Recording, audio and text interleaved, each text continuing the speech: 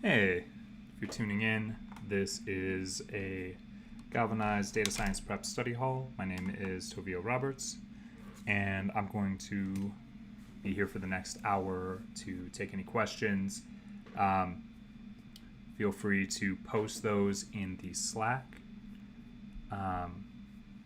in the Slack thread, in the Study Hall channel, in the DSI Prep org. If you post in the thread that's there, I can, look at the problem, code through it, kind of give some basis for understanding why that would be answered that way. That's what this is for. And if I don't see problems come through, then I'll just pick something and start working on it. And maybe do something a little bit exploratory here and there. So yeah, I'll wait a couple moments. If anybody posts something, I'll get started on it, and otherwise I will. Otherwise we'll see. Just a heads up, if you are tuning in, this is only going to be an hour today. I have to do something. I have to jump off and do a different work-related thing that will truncate our session today to about an hour. Usually it's an hour and a half. So what I'm going to do, I'm just going to open up Learn and maybe just take a look at what we have going on in here.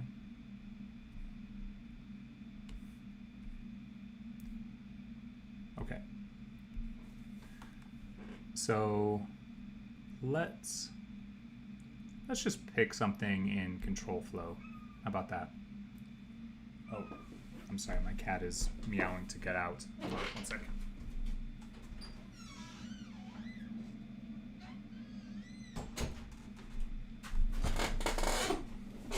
Cats do not like closed doors. All right.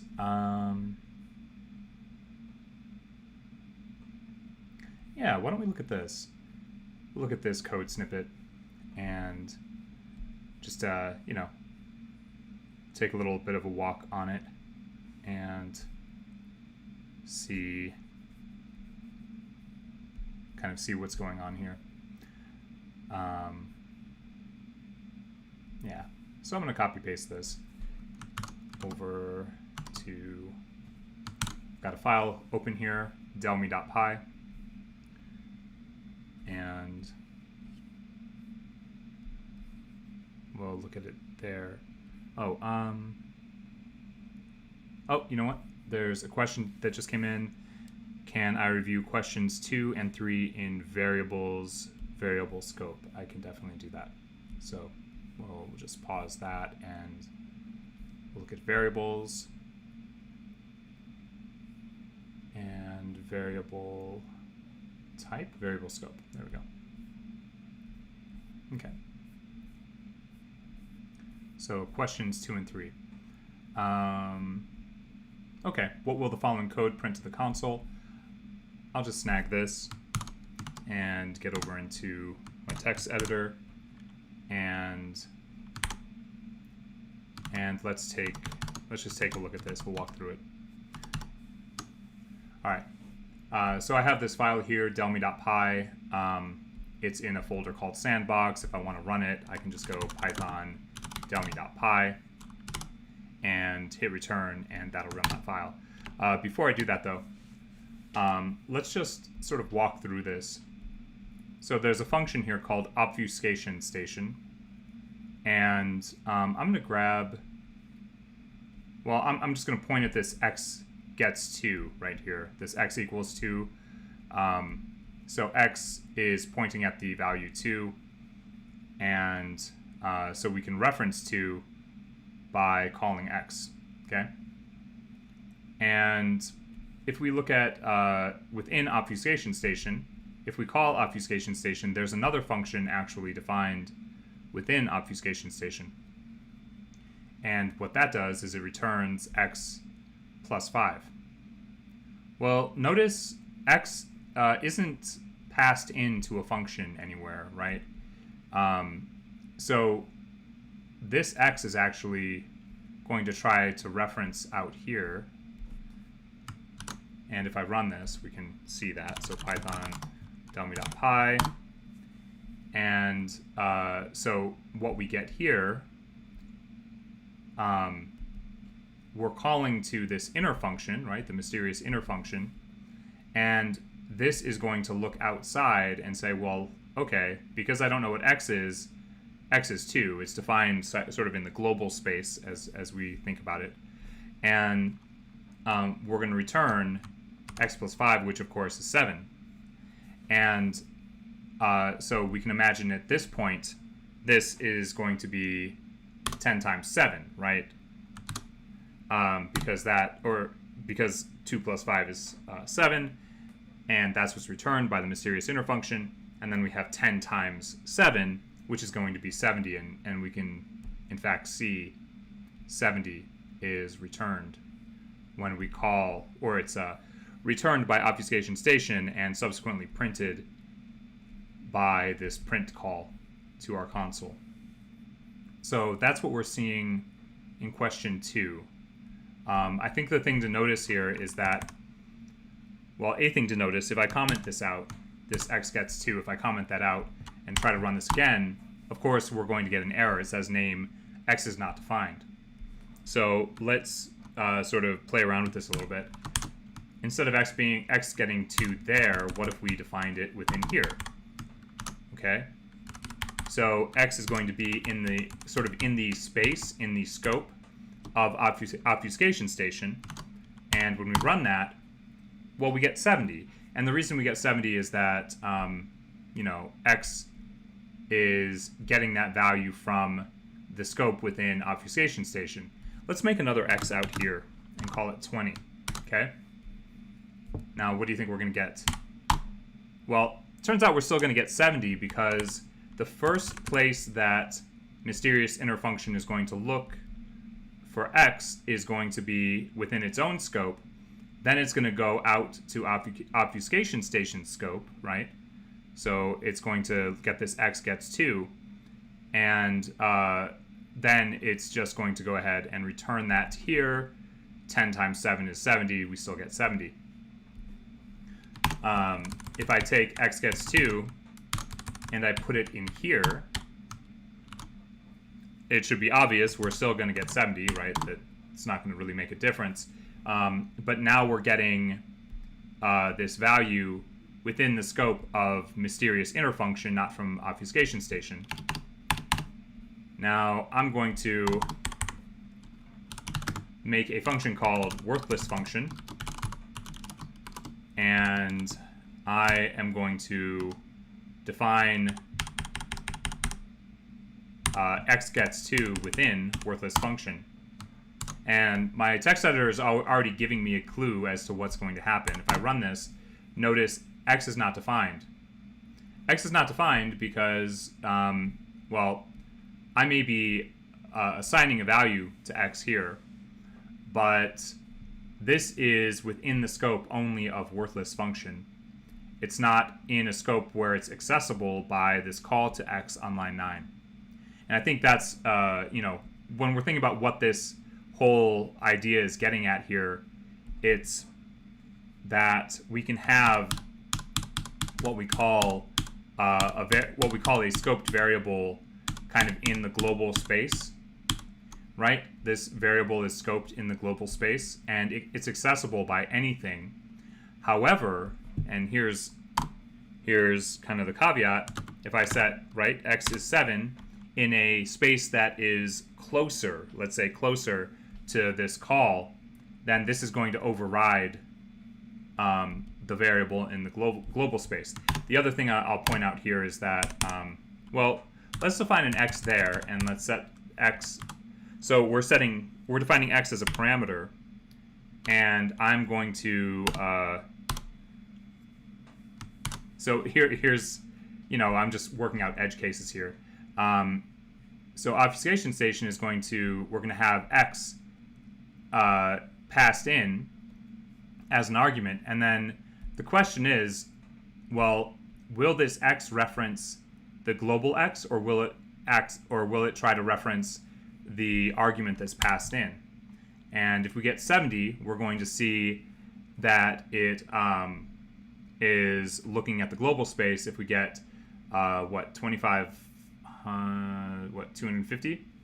If we get 200, oh wait, return.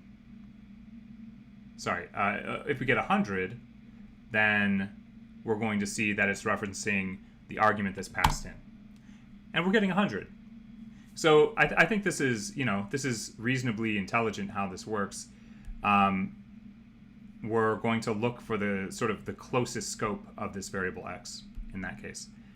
So in this case, this should be 70, given this, right? Return 2 plus 5, 10 times 7, so we should print out 70. And that's what we get. Okay, so let's look at this other version of events. I probably already kind of explained a little bit more than I needed to here, but let's look at this. So again, we have an inner function, mysterious inner function. We've got Obfuscation Station, and we're expecting some sort of output. And the easiest way to see an answer here is just to copy paste this code, run it, that said, I think it's nice to trace through and try to figure out what's happening before that. I noticed you just asked another question. Let me see about that question.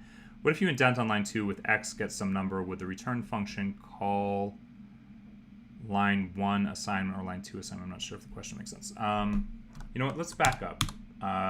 Okay. So let's go back to there. This is the original code from the last challenge. And the question is, what if I indent on line 2 with x gets some number? Would the return function call line 1 assignment or line 2 assignment? I think I know what you're asking here. So let's try this. X gets some number. Let's make that 50. Okay. So this is perfectly good code. What's going to happen here is that x gets destroyed, right? The original x that we used to point to 2, that we used to reference to on line 1, that assignment gets destroyed, and it gets replaced with this x referencing 50. So in the global scope, x is going to be 50. So I think that answers your question. And then,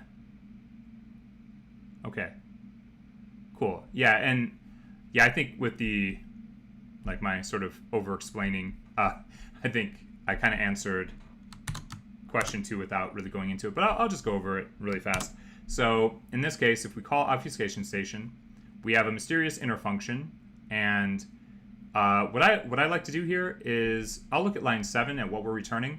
It's going to be 10 times whatever this mysterious inner function returns. So x gets 5. Okay, x gets passed into doubly mysterious, and it returns 10, and then we can look at this inner return, doubly mysterious. So we pass 2 into there, right? So x is 2 at this point. 10 divided by 2 is 5, so this is going to return 5. Sorry, this whole inner function should return 5, I believe. And so this should be 10 times mysterious inner function, which is 50. So unless I made a reasoning mistake there, I think we should see 50. Let's find out. Okay, yeah, we see 50. And not only do we see 50, but we see 50.0. And I think that's kind of a good thing to notice. Why do we see 50.0?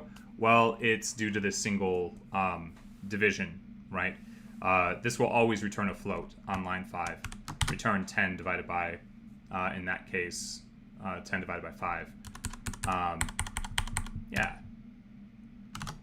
And I think these kinds of problems are... See, it's funny. Oh, whoops. Okay, good. Instead of 50, it's 50.0, right? I was about to click 50. Now, here's something I'll just point this out. If we look at equality,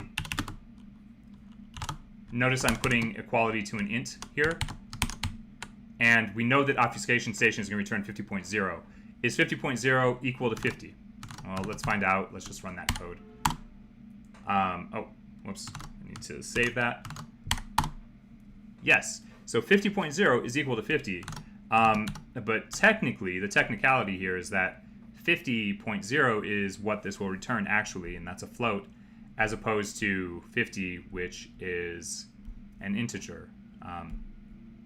Right? So if I selected 50, I would get that wrong. 50.0, I'd get that right. Okay. All right. So I'm going to jump back over to control flow.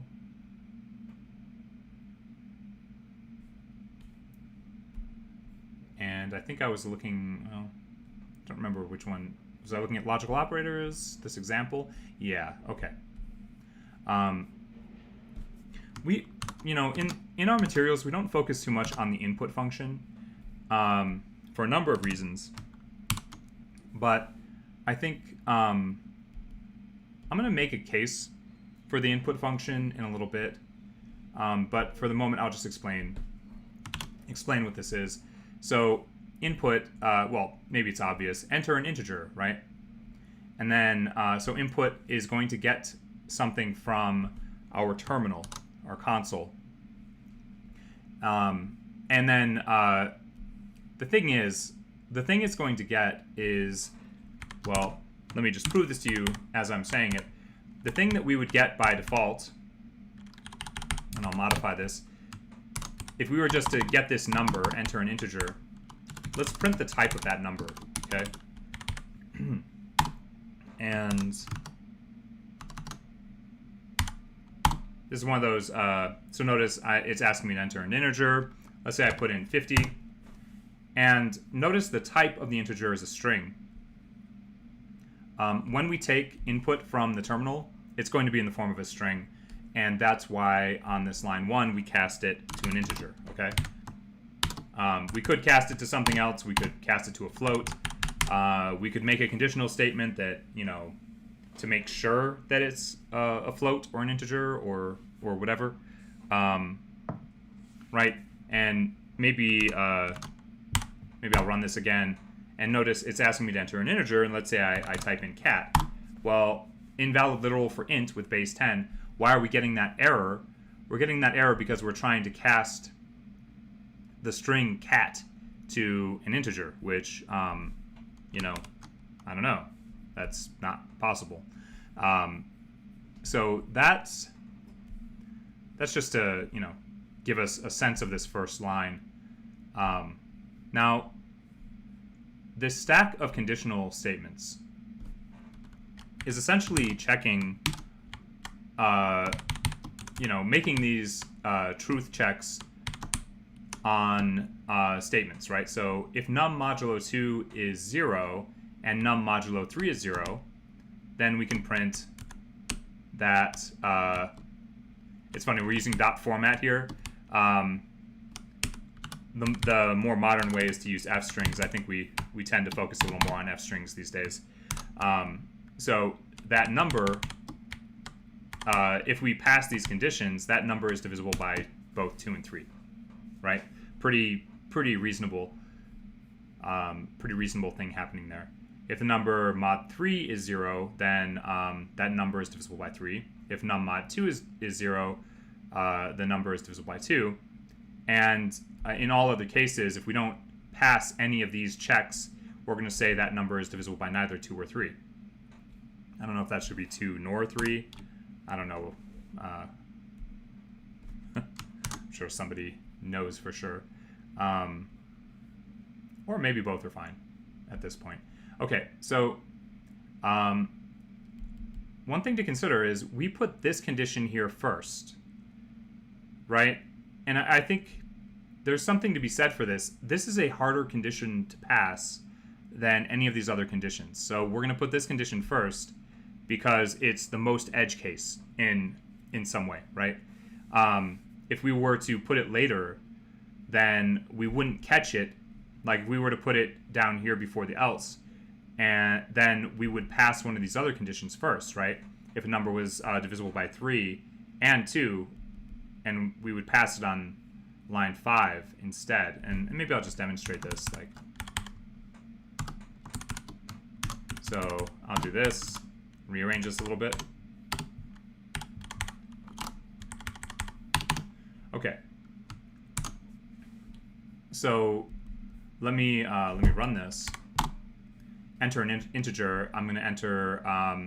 I'll enter 6, and 6 is both divisible by 2 and 3. But notice the message we get is 6 is divisible by 3. However, and that's because we passed this condition first, and we sort of ignore the next. We ignore everything else, right? So that wouldn't be good design, because well, we're just not going to get the result that we want. So let me run that again. Enter an integer. I'll enter 6. 6 is divisible by both 2 and 3. That's doing what we would expect it to do. Okay, so something that I want to demonstrate here, and I think I've demonstrated this before in a study hall, and it's something that I've been doing a little bit more in class. If you're in the premium prep classes, I've been doing this a bit more.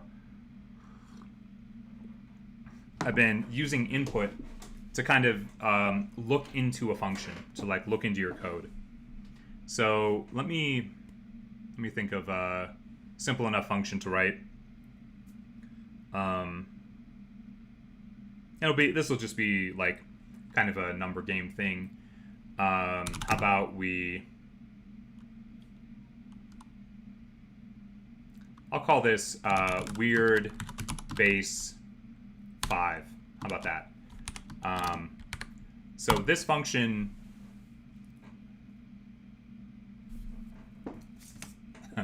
sorry, this will be a little weird, but just because I want to make it a little weird.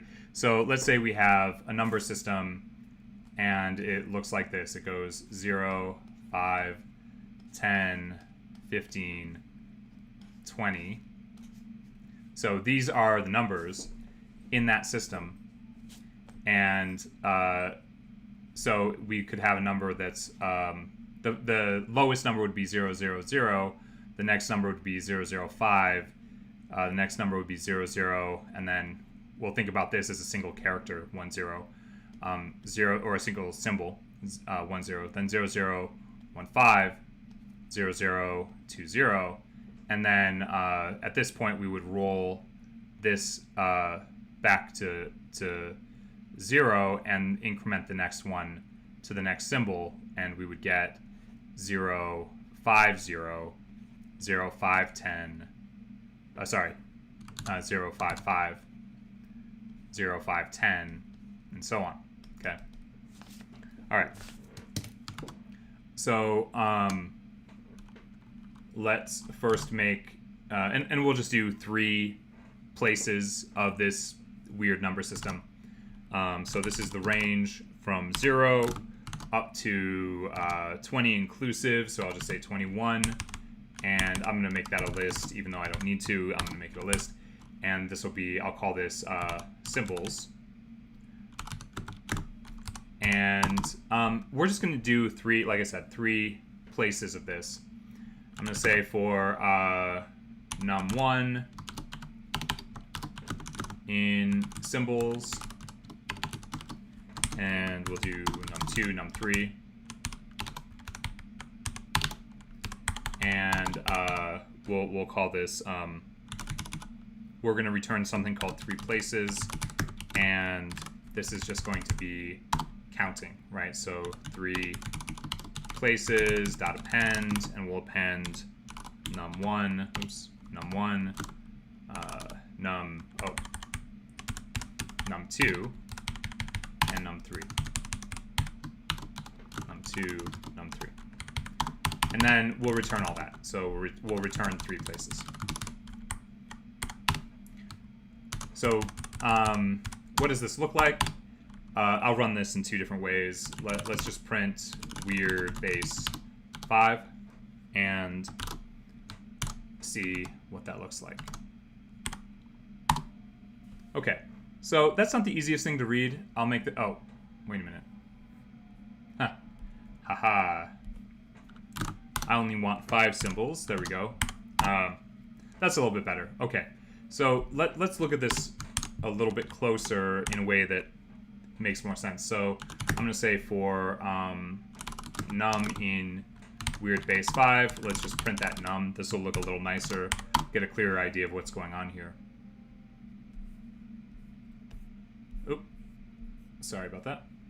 Okay, so we started out at 000, 005, 0010, 0015, 0020, 050, 055, 0510, and so on. And this is a numeric system that, let's say, we just made this up. The symbols are arbitrary, but let's just continue to entertain this a little bit. All right, so if we call out to that, that's fine. Let's process those numbers in some way. So I'm going to write another function. And let me think about a good way to do this. Now I know...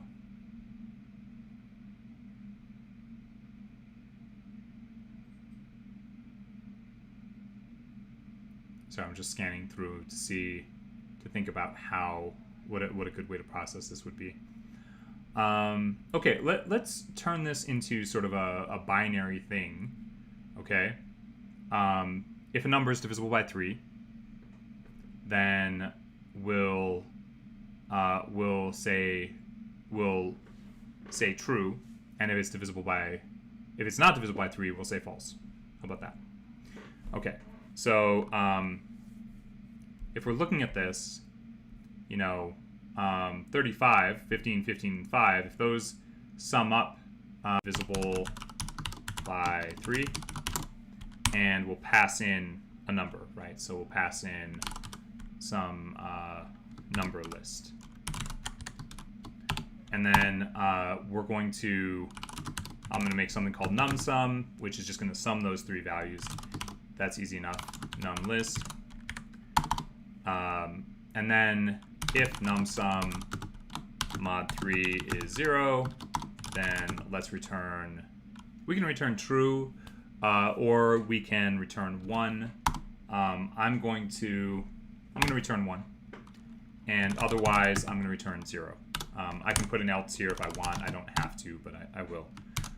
And then in this case, let's do this.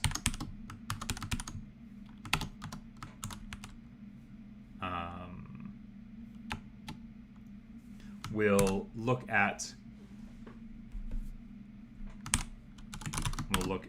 a couple things. Let's print the truthiness of this, and I'll do this as an F string. It's just good practice to make nice looking things. And what I'm going to do is print the truthiness here, and then I'm going to print the numeric list itself here. And we can kind of get a sense if maybe there's a pattern. There will be a pattern. I'm not sure that it'll be interesting, but really the demonstration here is like this. Okay, so now there is a pattern, and you might already be seeing it. And I think that it is actually, interesting. So in this case, is 0 divisible by 3? That's an arguable thing. But 0 mod 3 is 0. So really, in some sense, we're not necessarily checking divisibility. We're checking whether mod 3 is 0. But for the rest of these, this is going to make sense. And notice we get this 1, 0, 0, 1, 0, 0, 0, 1, 0, 0, 0, 1, 0, 0, 1, 1. Oh, wow. I thought there was more of a pattern here. Maybe there is. 4 zeros, 3 zeros, 2 zeros, 2 zeros, 3 zeros, 3 zeros, 2 1 0, 2 zeros. There is a pattern here, but it's in relation to a mod 5 pattern. But you know, all of these will be 1 in mod 5. At any rate, we can see some kind of relationship right here, and we can kind of like take a look into it.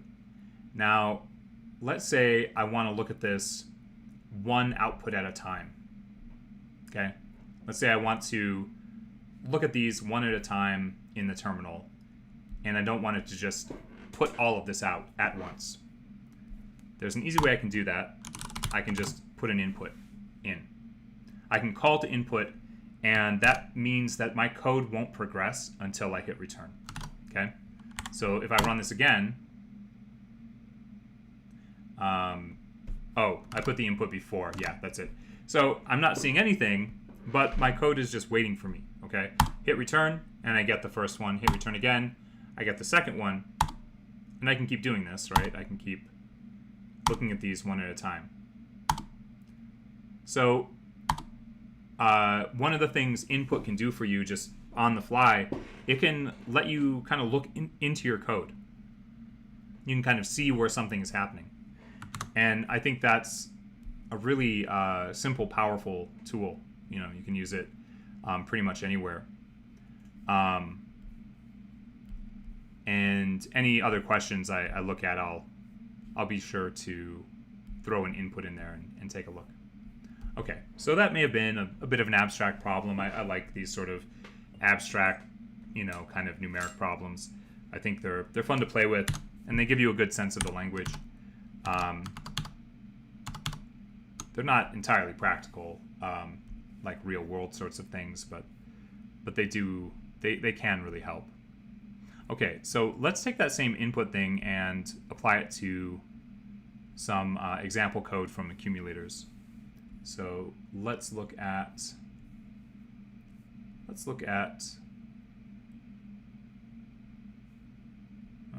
okay, let's try this. All right.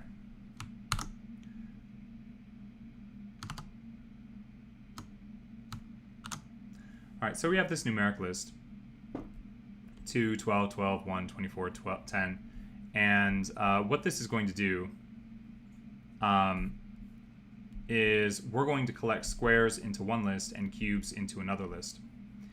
And we're just going to look at every number in here and append squares here and cubes here.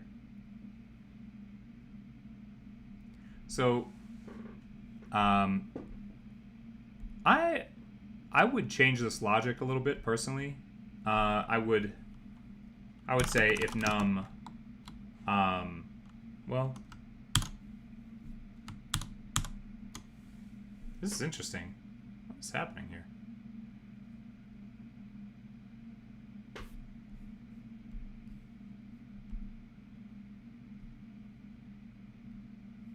Oh, okay.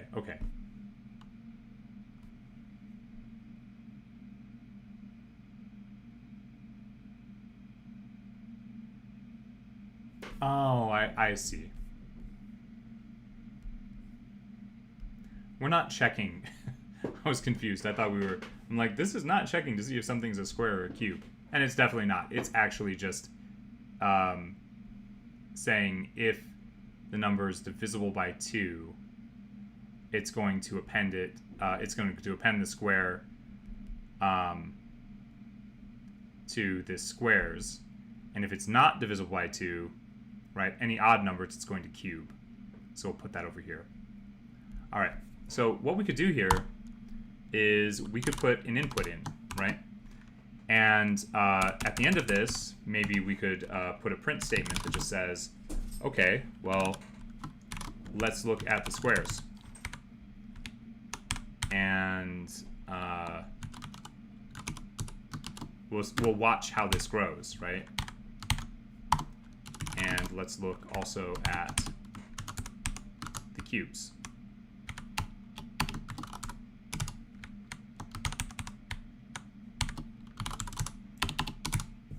And like with our example code, this is a nice way to just get a sense of what's happening. You know, like if you're looking at the code and you're tracing through it and you're like, I don't really know what's happening here. You can use the input to just peek inside, basically. Okay. And maybe the other thing I could do is,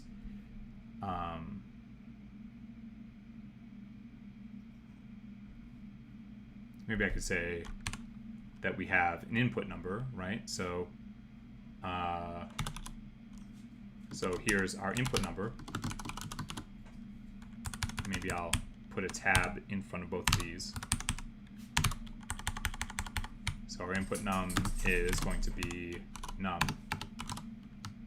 And now I think we'll go ahead and run this and just see. So the input number is 2. And since it's even, we have squared it and put it in squares. Input number is 12. So we're going to throw 144 into squares. And 12 again, another 144. So we can watch these data structures change as the code is processing. All I'm doing is hitting enter to satisfy the input. But we're not doing anything with the input, obviously. We're not collecting anything from this input. We're just running it in order to put a pause in our code. So, you know, the cube of 1 is 1. That makes sense. So we're going to square. You know, and we can get an idea of what our code's going to do as we're going through. So we're going to square 24, square 10, and then we're going to cube 19, right? We're going to cube 17. We're going to square 8. And we can continually do this. We're going to cube 25, and so on, right? And we can watch how these grow in relation to each other as they traverse this data set. So, you know, this is just further indicating a trick you can... I don't want to say trick. Why not? It's a trick in some way. It's just a trick to be able to look into your code and have a very simple way to traverse it. You know, and I highly recommend playing around, you know, really just playing around with any example code, right? Like, let's look at this one. So we have this thing called mixed list, and we're planning on flattening. I'm assuming we're planning on flattening this mixed list. So for each item in the mixed list, if the item is a list, then we're going to traverse that separately, right? And you know, how do we want to look at this? Let's say input, and let's just look at that item. Okay, and let us also look at let's print. Let's just print the flattened list as we go. So we're not taking a very hard look at this, right? And all we're going to do is we're going to look at the item, and then we're going to look at the flattened list as it grows. And so the first thing we see, the first thing we should see is word, and then we should actually see all of these items added to the flattened list, because we have this inner for loop that will that is going to do some work, and we're not pausing anything in this inner for loop. So let's just demonstrate that. So word, and then word was our first item. This list is our second item. And you know, maybe looking at that, I'll change this a little bit. So let's print. Let's just put an extra space here, and maybe I will tab this as well. Okay, so that's going to just put a tab in front of flattened as it grows. Okay, so word is our first item, and notice here's what our list looks like. After the first item, this list is our second item, and notice we've grown that. 43 is our third item, 90.0, and that's it, right? So I can gain a little bit more insight by just using input and print statements into what is happening in this example. Okay. So let's go a little bit further. Maybe let's look at strings.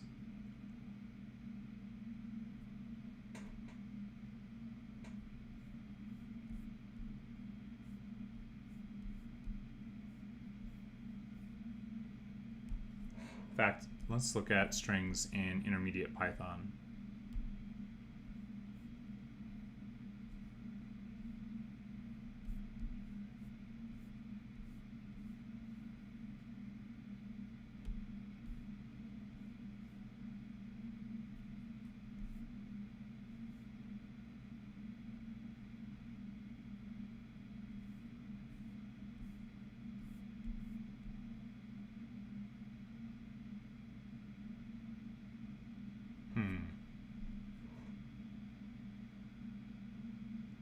Okay, I have an idea. Let's process some text, and let's do that. I'll just grab something from Wikipedia, and we'll just look at a random article. This is one of those things that you can, play around with. And try to not find something from sports, if at all possible. Let's keep looking.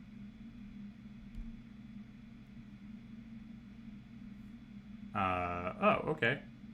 Spiked bamboo is a traditional spear made of sharpened bamboo. Okay, let's try that. Why not? And what I'm going to do is put this in a string, like so. And I want to point out some things that we might want or might not want, okay? Let's say we want to only collect alpha characters here. Okay, and we also want to count, let's say count the number of words of each word. So let's call this paragraph. And we're going to take a fairly simple approach to this, and we're going to just build this in some kind of, we're going to build some rules to process this. I want you to notice there's this word during, right? I don't know how many times during exists in here. It looks like 2. So in our dictionary, we would want to reflect that 2 times. But we want a canonical version of it, which would be lowercase. So let's start this off. We'll call this process paragraph. And we're going to pass in a paragraph. Or, we'll call it text. Why not call it text? And again, I'm going to do this in a very simple way. There are better, more efficient ways to do this, just, fair warning. But I'm thinking about this from a kind of newer to Python point of view. Okay. So a thing we can do is we want to exclude a number of characters here, right? What characters do we want to keep? I'm going to suggest that we want to keep only alpha characters and spaces, okay? And the reason being, well, even though some of this is meaningful, like 15th here is actually meaningful, it's going to be hard to distinguish this from other numbers that don't have meaning in the way that we're looking at this, like this block 1 right here, or 1M. M here is going to also be lost. Not so meaningful for us. So what I'm going to do is create just a list of the letters. Okay. Actually, I'll do this as a string.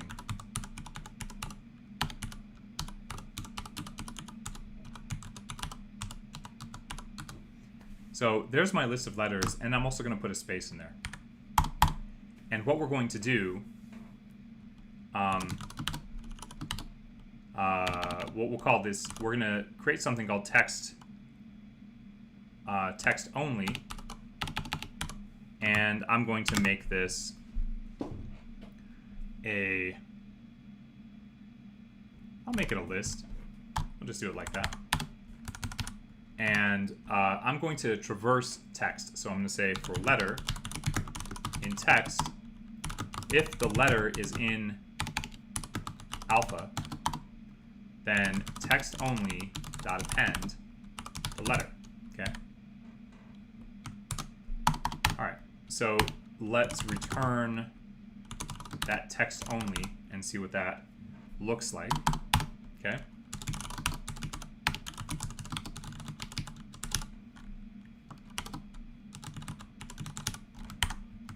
Okay.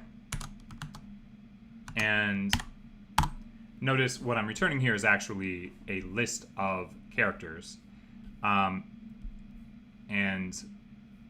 what I want is for the first part of this is to return actual text. So I'm going to use the join function and take text only and squash it into a string using no spaces as a delimiter. So now I should get something. Notice it says Uring, the Ajapahit kingdom in the 5th century, Ambu Unking fighting. Okay, so why am I losing that? Why does this say Indonesian and not Indonesian? Turns out that I didn't lowercase these letters. So if I want to preserve this, then I'm going to use lower if I want to not lose letters here in the process. So now, notice I'm getting a fully lowercase paragraph. It's actually both paragraphs. I've gotten rid of the returns, you know, the carriage returns. I've gotten rid of tabs or anything like that. Okay. So that's the first step I'm going to take in processing this. Let's say the other thing is I want to assume that words that don't have at least 3 characters are not worth preserving. Okay. So maybe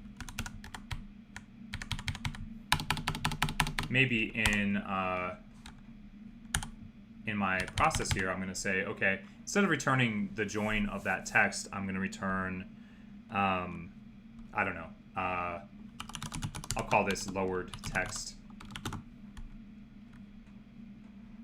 And let's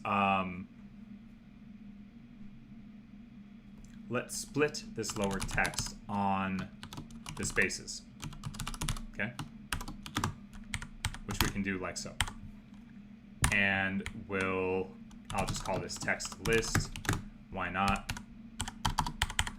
And I'm going to say, let's make another list called, let's make an empty list and collect into it called, well, you know what? We want to return a dictionary of counts anyway, so why don't we do that? I'm going to make a dictionary. And I'm going to traverse this, so for each word in the text list, I can just check some things. I can say, well, if the word is greater than or equal, sorry, the length of the word is greater than or equal to 3, then maybe we can start counting it, right? Then We can say if that word is not in the dictionary, we can say d subword gets 1, else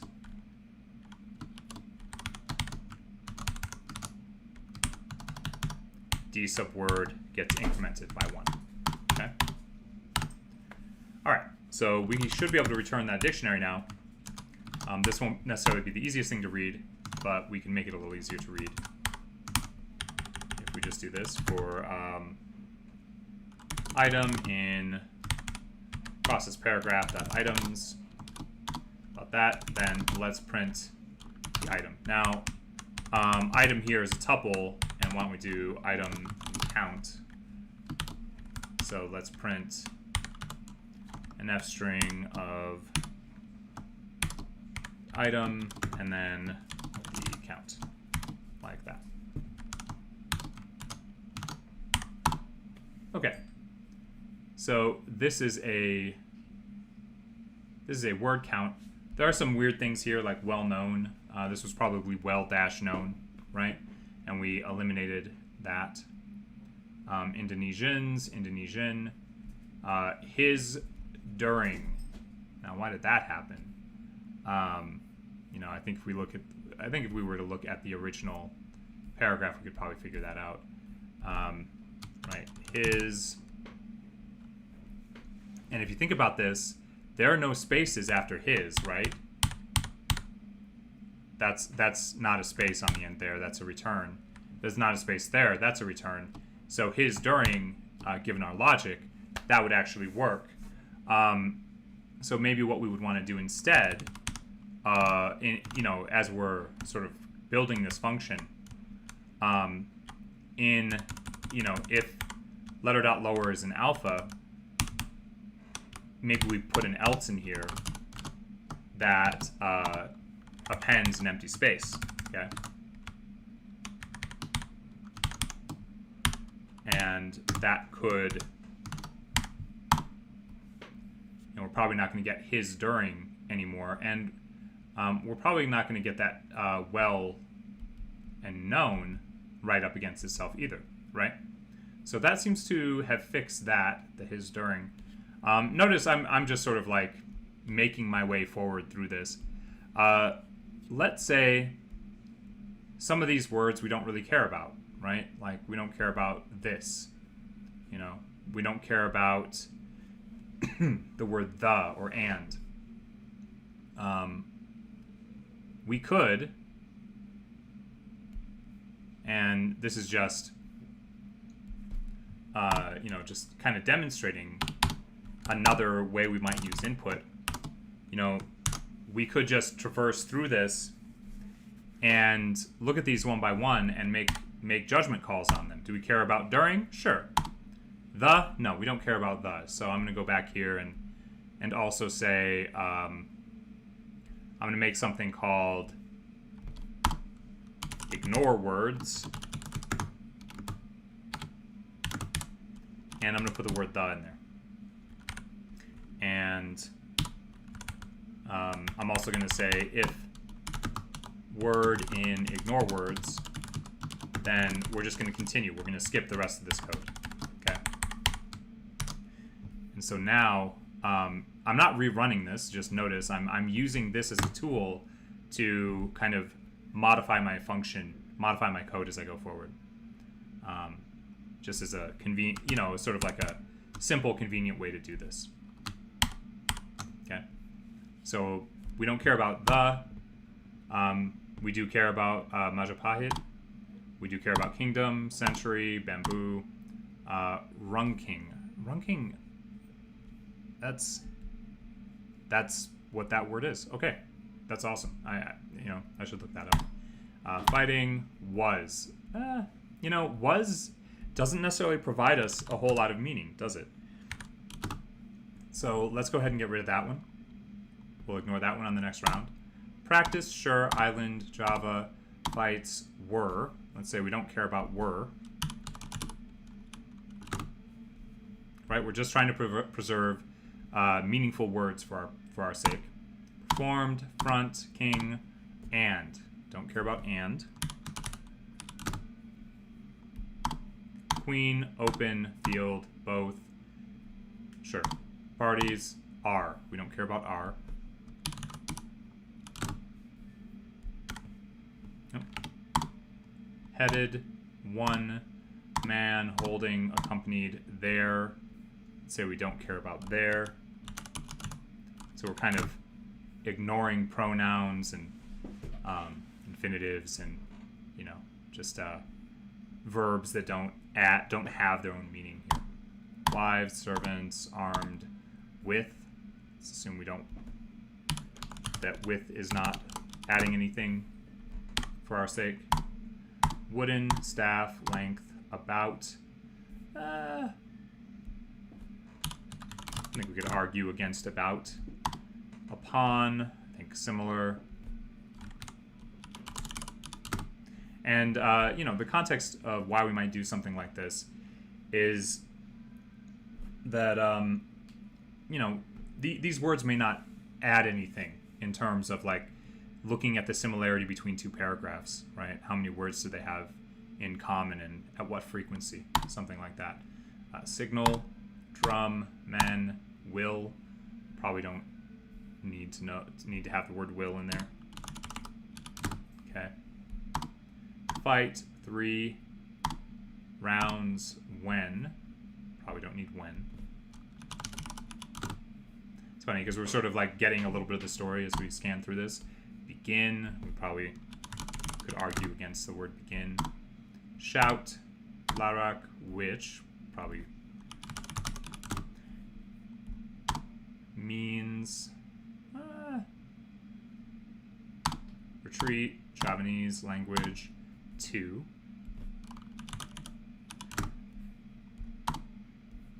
4, probably don't need that. Moment, event, where. And this might be the kind of thing where, you know, if you make a list like this, this ends up being like an omissions list, right? That you keep updated, right? Because these words don't add anything for you. Stabbing, then. And of course, this is manual, and there are lists like this. There are often lists of stop words, is what they're called, but some of these are stop words, others are not. It just depends on if they're adding meaning for your purpose here. And I'm just sort of arbitrarily deciding what should and should not be kept. Black, weaponry, forced, nation's turn. Boo, again. Probably don't need again. Became. Probably not. Well.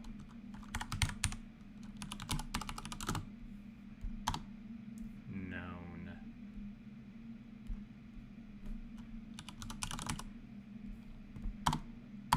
Modern history. This.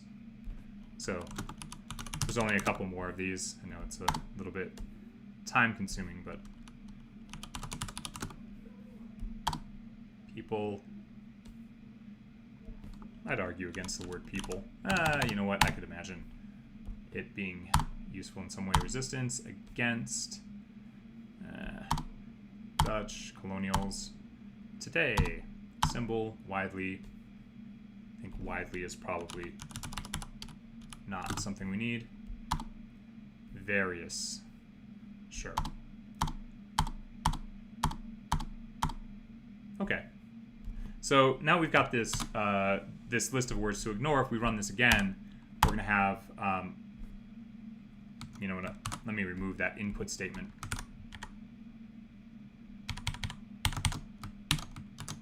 All right.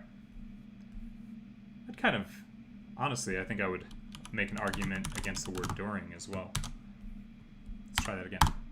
Okay. So now we're going to get this distribution of words that I think is representative of sort of like the core, some of the core ideas in that paragraph. And if we were to do this with other other paragraphs, we might be able to, use a known metric or build some metric that gives us an ability to compare a couple paragraphs with each other to see how similar they are or how different they are. So I have to. So that's it for study hall today. This is just some example code. Trying to make this a little bit pragmatic. The kind of thing that you might see early on, in the real world if you're trying to solve certain kinds of problems. Here it's just a simple text processing problem, but at the same time, it's good to see how this might happen. And there are various ways you can use the input function, whether in this case you're building, a list of words in your analysis, or if you're trying to troubleshoot something, input can come in handy. So thanks so much. I'm going to wrap up here, and don't hesitate to reach out on Slack, and next study hall will be on Wednesday. Thanks so much.